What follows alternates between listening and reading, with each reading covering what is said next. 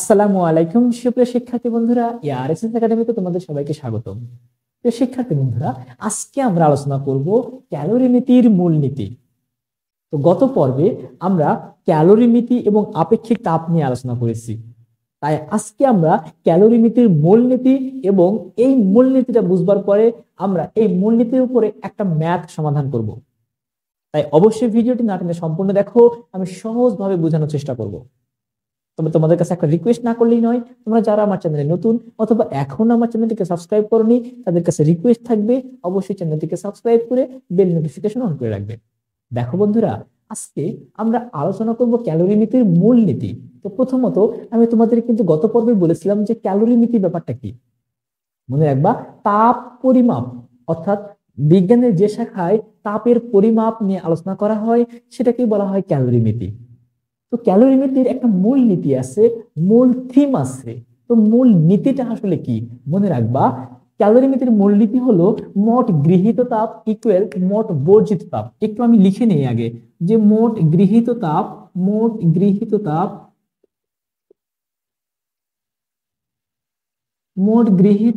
সমান সমান মোট বর্জিত তাপ।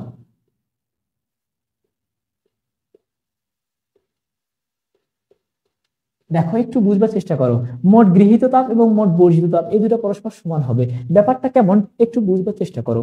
আচ্ছা, আমরা যদি একটি উত্তপ্ত বস্তু নেই, ধরে নাও একটা লোহার খণ্ড অনেক বেশি পরিমাণ উত্তপ্ত করা আছে।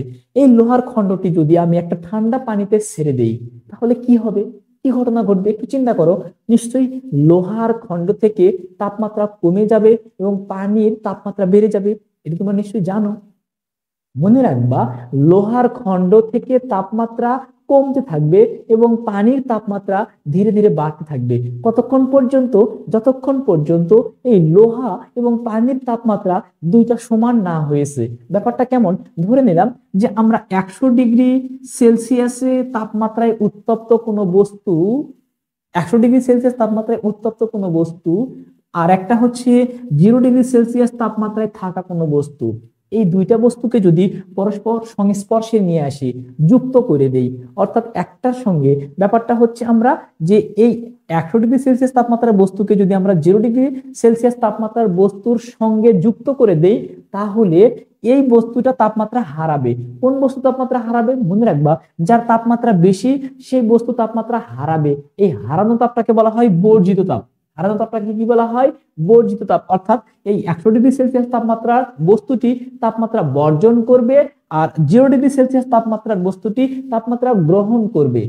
কতক্ষণ পর্যন্ত? যতক্ষণ পর্যন্ত এই দুটোর ক্ষেত্রে তাপমাত্রা সমান না হয়েছে। অর্থাৎ ব্যাপারটা অনেকটা এরকম, ধরে নাও যে এটি, আমরা কিন্তু অ্যাকচুয়ালি শিওর না, এটা আমরা ধরে নিচ্ছি যে ধরে নিলাম এটা 50 ডিগ্রিতে আসলো তাপমাত্রা কমিয়ে। এটা যদি তাপমাত্রা কমিয়ে 50 ডিগ্রিতে আসে, তাহলে অবশ্যই এটি তাপমাত্রা বাড়িয়ে 50 ডিগ্রিতে যাবে। কারণ কি, দুটোর তাপমাত্রা সমান হতে হবে, অর্থাৎ এই দুইটা পরস্পর সমান হবে। এটা হচ্ছে কি গৃহীত তাপ, কারণ এই বস্তু তাপমাত্রা গ্রহণ করতেছে। এই বস্তু 0 ডিগ্রি সেলসিয়াস তাপমাত্রার বস্তুটি কি করছে, এর থেকে তাপমাত্রা গ্রহণ করছে। তাহলে এটা হলো গৃহীত তাপ, অর্থাৎ গৃহীত তাপটা কার সমান হবে? বর্জিত তাপের সমান হবে। অর্থাৎ এই বস্তু যদি 50 ডিগ্রি সেলসিয়াস তাপমাত্রা গ্রহণ করে থাকে, তাহলে অবশ্যই এই বস্তুটি 50 ডিগ্রি সেলসিয়াস তাপমাত্রা হারাবে। আমরা এখানে একটা জিনিস ধরে নিচ্ছি যে তাপমাত্রাটা অন্য কোনোভাবে নষ্ট হচ্ছে না, এটা একটা শর্ত মনে রাখবা। আমরা এখানে ধরে নিচ্ছি যে তাপমাত্রা শুধুমাত্র গ্রহণ বর্জন ছাড়া আর কোনোভাবে নষ্ট হচ্ছে না। তাহলে সেই ক্ষেত্রে কেবল এই ঘটনাটা ঘটবে যে মোট গৃহীত তাপ ইকুয়াল মোট বর্জিত তাপ। অর্থাৎ কোনো বস্তু যতটুকু তাপমাত্রা হারাবে, অপর বস্তুটি ঠিক ততটুকুই তাপমাত্রা গ্রহণ করবে। ক্লিয়ার? তোমরা যদি বুঝে থাকো, তাহলে এইবার আমরা এই বিষয়টি নিয়ে একটা ম্যাথমেটিক্যাল টার্ম সমাধান করবার চেষ্টা করব। দেখো, আমরা এখানে একটা অঙ্ক লিখে রেখেছি, সেটি হচ্ছে যে 300 কেলভিন তাপমাত্রার 2 কেজি পানির মধ্যে 400 কেলভিন তাপমাত্রার 5 কেজি উত্তপ্ত লোহার টুকরা ছেড়ে দেওয়া হলো। ব্যাপারটা চিন্তা করো, আমরা এখানে কি বলতেছি যে 300 কেলভিন তাপমাত্রার 2 কেজি পানির মধ্যে, তাহলে পানির পানির ভর হচ্ছে কত 2 কেজি। আমরা যদি পানির ক্ষেত্রে বলি তাহলে 300 কেলভিন তাপমাত্রার 2 কেজি পানির মধ্যে। তাহলে পানির ক্ষেত্রে আমরা যদি প্রথমে পানির ক্ষেত্রে একটু চিন্তা করি, পানির ক্ষেত্রে তোমার হচ্ছে তাপমাত্রার মানটা কত, তাপমাত্রার মানটা হচ্ছে 300 কেলভিন, আর এম এর মানটা বা ভরের মানটা হচ্ছে কত বন্ধুরা 2 কেজি। আচ্ছা, আমরা এখানে আগে একটা জিনিস বুঝবার চেষ্টা করো। এখানে বলছে যে 400 কেলভিন তাপমাত্রার 5 কেজি ভরের লোহার টুকরা, তার মানে বোঝাই যাচ্ছে লোহার টুকরার তাপমাত্রা বেশি। পানির তাপমাত্রা ছিল 300 কেলভিন, তাহলে পানির তুলনায় লোহার তাপমাত্রা বেশি না? তাহলে এবার কি ঘটনা ঘটবে, লোহা উত্তপ্ত লোহা যখন পানির ভেতরে ছেড়ে দেওয়া হবে তখন লোহা তাপমাত্রা হারাবে, লোহার তাপমাত্রা কমতে থাকবে আর পানির তাপমাত্রা ধীরে ধীরে বাড়তে থাকবে। তো আমরা ধরে নিচ্ছি লোহার তাপমাত্রা হারিয়ে তোমার হচ্ছে যে পরিমাণ হারাবে আর ঠিক একই পরিমাণ তাপমাত্রা কি করবে পানি গ্রহণ করবে। তো পানির ক্ষেত্রে গৃহীত তাপের মানটাকে আমরা যদি T1 ধরি, অর্থাৎ সরি টি ধরে নেই, আমরা ধরে নিচ্ছি যে পানির তাপমাত্রা পরবর্তীতে এখানে দেখো কি বলছে যে কিছুক্ষণ পরে তাপমাত্রা কত হবে। এই কিছুক্ষণ পরে তাপমাত্রা কত হবে এটাকে যদি আমরা টি ধরে নেই, একটু বুঝবার চেষ্টা করো, এটাকে যদি আমরা টি ধরে নেই অর্থাৎ পরবর্তীতে তাপমাত্রা কত হবে সেটার মানটাকে আমরা টি ধরে নিলাম। এবার দেখো এখানে একটু বুঝবার চেষ্টা করো, তাহলে প্রাথমিক তাপমাত্রাটাকে যদি আমরা T1 ধরে নেই, প্রাথমিক তাপমাত্রা মানে কি, এখানে প্রাথমিক তাপমাত্রা হচ্ছে 300 কেলভিন তাপমাত্রা। কারণ আমরা জানি যে পানির ক্ষেত্রে তাপমাত্রা বাড়বে, তাহলে আমরা তাপমাত্রা বাড়বে যেহেতু পানির ক্ষেত্রে, তাহলে কতটুকু বৃদ্ধি পাবে সেটাই আমরা বের করব টির মানটা। তাহলে আমরা প্রাথমিক তাপমাত্রাটাকে T1 ধরে নেই, তাহলে আমরা ধরতে পারি যে T1 ইকুয়াল 300 কেলভিন ধরে নিচ্ছি। তাহলে T1 এর মানটাকে আমরা ধরে নিলাম কি 300 কেলভিন। আর যে তাপমাত্রা হারাবে, তাপমাত্রা আসলে কে হারাবে বন্ধুরা, লোহার টুকরো, তাই না? লোহার টুকরো তাপমাত্রা হারাবে। তাহলে আমরা যদি এবার লোহার ক্ষেত্রে বলি, এগুলো হচ্ছে লোহার ক্ষেত্রে এম এর মান কত, এম এর মান হচ্ছে কত 5 কেজি, এম এর মান হচ্ছে 5 কেজি এবং T2 এর মানটা কত, T2 এর মানটা হচ্ছে 400 কেলভিন। কারণ লোহাটা 5 কেজি ভরের লোহা 400 কেলভিন তাপমাত্রায় উত্তপ্ত আছে। এবার দেখো আমরা পেলাম হচ্ছে পানির ক্ষেত্রে এত, যেহেতু আমরা বলে দিলাম যে পানি তাপমাত্রা গ্রহণ করবে, লোহা তাপমাত্রা হারাবে, লোহা যতটুকু তাপমাত্রা হারাবে পানি ঠিক ততটুকুই তাপমাত্রা গ্রহণ করবে। এটি কোন নীতি, এই যে ক্যালোরিমিতির মূলনীতি, অর্থাৎ গৃহীত তাপ এবং বর্জিত তাপ দুটো পরস্পর সমান। তাহলে টিটা হচ্ছে আমাদের হয় গৃহীত তাপ অথবা বর্জিত তাপ, যে কোনো একটি। তাহলে আমরা সেটা বের করব, তার জন্য আমাদের ডাটাগুলো আমরা লিখে ফেললাম। এবার দেখো তো আমরা এখান থেকে লিখতে পারি না যে যেহেতু পানির ক্ষেত্রে কি ঘটনা ঘটবে, যে পানি উত্তপ্ত হবে, কারণ পানি কিন্তু ছিল 300 কেলভিন তাপমাত্রায়, পরবর্তীতে পানি যেহেতু আরো বেশি উত্তপ্ত হবে, তো পানি উত্তপ্ত হতে আমরা যদি প্রয়োজনীয় তাপটাকে Q1 ধরে নেই, তাহলে আমরা Q1 ইকুয়াল লিখতে পারি যে M1 কিউ ইকুয়াল আমরা কি জানি বন্ধুরা, এম ডেল্টা থিটা, অর্থাৎ এম এস ডেল্টা থিটা। তাহলে আমরা লিখতে পারি যে M one S delta theta মানে কি টি টু মাইনাস T1। আচ্ছা, এখানে এসটা হচ্ছে আপেক্ষিক তাপ। তো দেখো এখানে বলে দেওয়া আছে লোহার আপেক্ষিক তাপের মানটা কিন্তু দিয়ে দেওয়া আছে, এখানে কিন্তু তোমাদের পানির আপেক্ষিক তাপের মানটা দেওয়া নাই। মনে রাখবা পানির আপেক্ষিক তাপের মানটা আমাদের এখানে দেওয়া না থাকলেও এটা আমাদের মুখস্থ একটু রাখতে হবে যে পানির আপেক্ষিক তাপ হচ্ছে, একটু তোমাদের দেওয়া নাই, এটা মনে রাখবা 4200। পানির আপেক্ষিক তাপ হচ্ছে 4200 joule per kg per kelvin. এই জিনিসটা কিন্তু তোমাদের দেওয়া নাই, এটা তোমাদের মনে রাখতে হবে। তাহলে আমরা S12 ধরে নিই, তাহলে এটার ক্ষেত্রে আমরা S1 ধরে নিলাম। পানির ক্ষেত্রে যে পানি কি পরিমাণ তাপ গ্রহণ করবে, পানির ক্ষেত্রে গৃহীত তাপ, এটা আমরা পেলাম কি গৃহীত তাপ। আচ্ছা, গৃহীত তাপ, পানি যেহেতু তাপমাত্রা গ্রহণ করবে সেটাকে আমরা ধরে নিলাম Q1 equal M1 S1 T2 minus T1।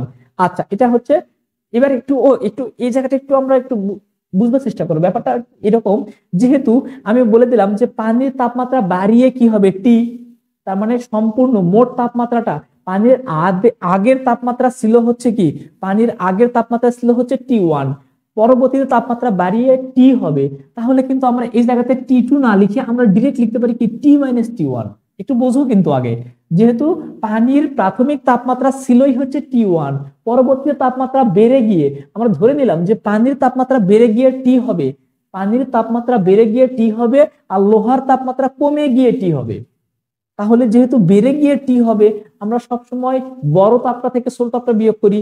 তাহলে বড় তাপ পাচ্ছি আমরা কি টি, সেটার থেকে আমাদের আগের তাপটা বিয়োগ করতেছি, তার মানে আমরা লিখতে পারি T-T1। আচ্ছা, এবার দেখো তো আমরা লোহার ক্ষেত্রে বলি, তাহলে লোহা কি করবে বন্ধুরা, তাপমাত্রা বর্জন করবে। তাহলে আমরা লিখতে পারি না বর্জিত তাপ, বর্জিত তাপকে যদি আমরা Q2 ধরি, বর্জিত তাপটাকে যদি আমরা Q2 ধরি, তাহলে আমরা Q2 ইকুয়াল কি লিখতে পারি, তাহলে M1 M2 ছিল।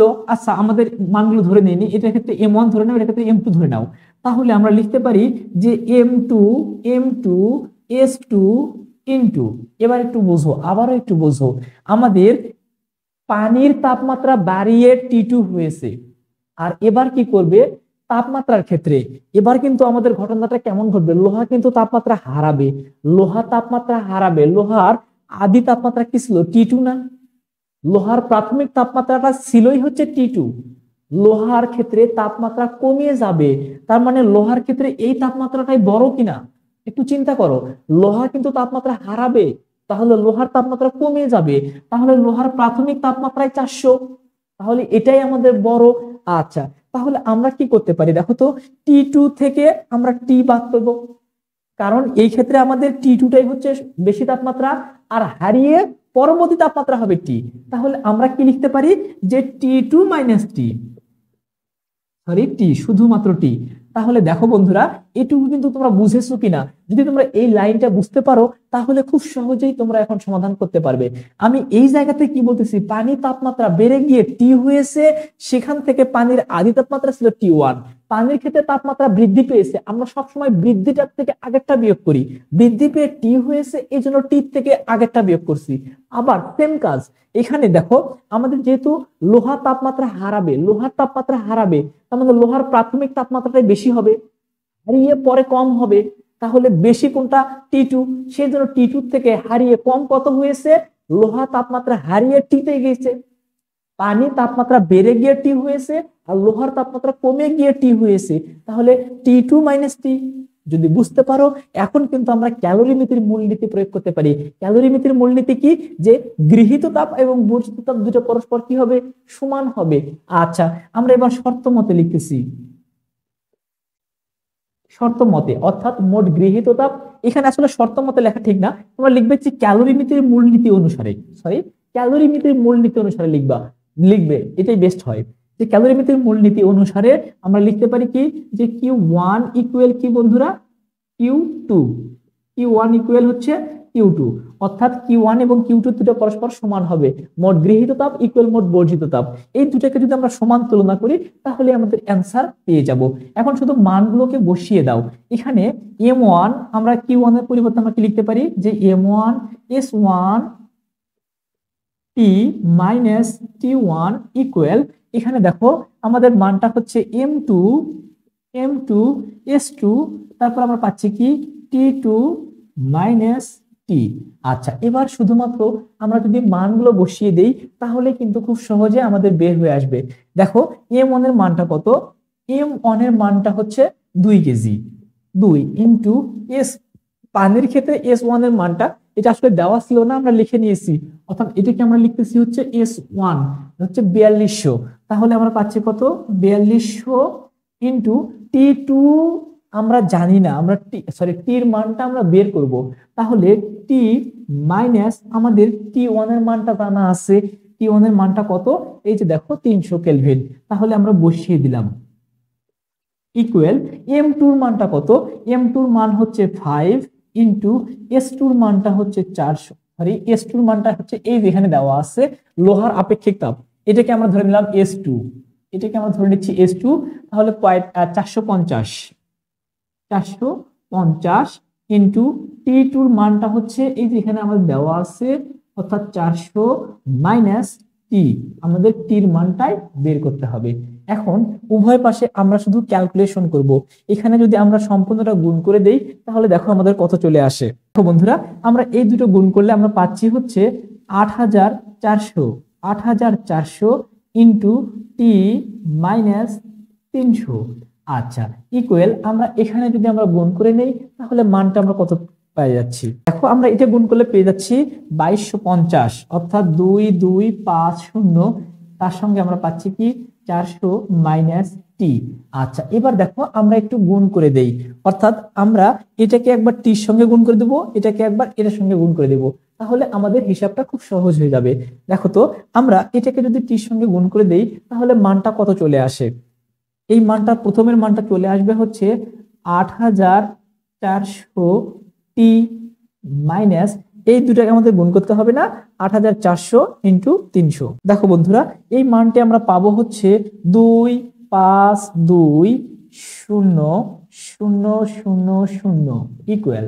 আমাদের পরবর্তী মানটা চলে আসবে হচ্ছে, এই দুটো আমরা আগে গুণ করে নেই। দেখো বন্ধুরা, আমাদের এই মানটি চলে আসবে হচ্ছে 9,00,000, তার সঙ্গে মাইনাস আমাদের পাচ্ছি হলো 2250 এত টি। আচ্ছা, আমাদের যেহেতু টি এর মানটা বের করতে হবে, তাহলে দেখো আমরা কি করতে পারি বন্ধুরা, আমি একটু উপরের দিকে এবার মিশিয়ে দিচ্ছি, তোমরা বুঝে নিবে। আমি এবার উপরের দিকে একটু করব। দেখো তো আমরা এই হিসাবটাকে একটু এক পাশে নিয়ে আসতে পারি না? টি গুলোকে, এই জায়গাতে আমাদের টি আছে, এই পাশে একটা টি আছে, আমরা টিটাকে এক পাশে নিয়ে আসতে পারি না? তাহলে আমরা লিখতে পারি কত? দেখো 8400 টি মাইনাস, এই পাশের টিটা এখানে ঋণাত্মক ছিল, এই পাশের টিটা যদি এই পাশে চলে আসে তাহলে কি হয়ে যাবে? ধনাত্মক না, তাহলে প্লাস মানটা কত হয়ে যাচ্ছে যে 2250 টি ইকুয়াল। আচ্ছা, এবার দেখো এখানে এই মানটা ছিলই, সেই মানের সঙ্গে আমাদের এই পাশের মানটা ওই পাশে চলে গেলে কি হয়ে যাবে? যোগ হয়ে যাবে না? তাহলে আমরা পাচ্ছি কত? যে 900, এরপরে আরো 3 শূন্য, এরপরে প্লাস এই পাশের মানটা ওই পাশে চলে যাচ্ছে, তাহলে 2520000। আচ্ছা, এবার শুধু আমরা ক্যালকুলেশন করব, এই দুটো মান যদি আমরা যোগ করে ফেলি তাহলে আমাদের কত দাঁড়ায় একটু বের করার চেষ্টা করি। দেখো বন্ধুরা, আমাদের এখানে টোটাল মানটি দাঁড়াবে হচ্ছে 3420000।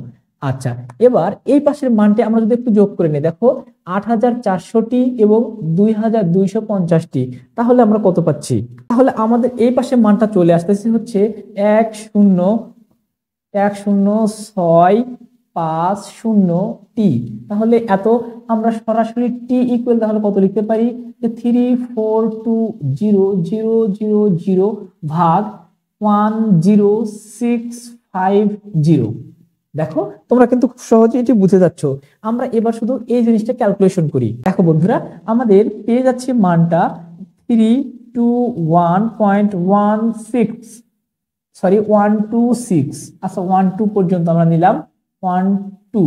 আচ্ছা, আমাদের মানটা আমরা সর্বশেষ পেলাম হচ্ছে 321.12। মনে রাখবা, এটি হচ্ছে তোমাদের উত্তর। যেহেতু 1 2 এর পরে 6 আছে, আমরা চাইলে আসন্ন মান হিসেবে 1 3 লিখতে পারি। 1 2 6 আছে, আমরা আসন্ন মান হিসেবে 1 3 লিখতে পারি, এটা লেখাটাই উচিত। আচ্ছা দেখো তো, আমরা এটা কি পাচ্ছি? তাপমাত্রা না, অর্থাৎ টি এর মানটা না, ওই যে টি এর মানটা বের করলাম না, এই জায়গাতে পানি কতটুকু তাপমাত্রা গ্রহণ করবে, মোট কথা পানির তাপমাত্রা কত হবে? টি, অর্থাৎ 321 এত, এটা কি কেলভিন। আর লোহা তাপমাত্রা হারিয়ে কততে চলে আসবে? 321.13, অর্থাৎ পানি তাপমাত্রা গ্রহণ করে 321.13 চলে আসবে, 13 কেলভিনে চলে আসবে, আর লোহা তাপমাত্রা হারিয়ে 321.13 কেলভিনে চলে আসবে। এটি হচ্ছে ক্যালোরিমেট্রির মূলনীতি, অর্থাৎ গৃহীত তাপ এবং বর্জিত তাপ দুটি পরস্পর সমান। তো বন্ধুরা, এই ক্লাসে তোমরা বুঝেছো কিনা সেটি অবশ্যই কমেন্টসে জানিও, যদি না বুঝে থাকো সেটিও কমেন্টসে জানিও। পরবর্তী ভিডিও দেখার আমন্ত্রণ রইল। ধন্যবাদ।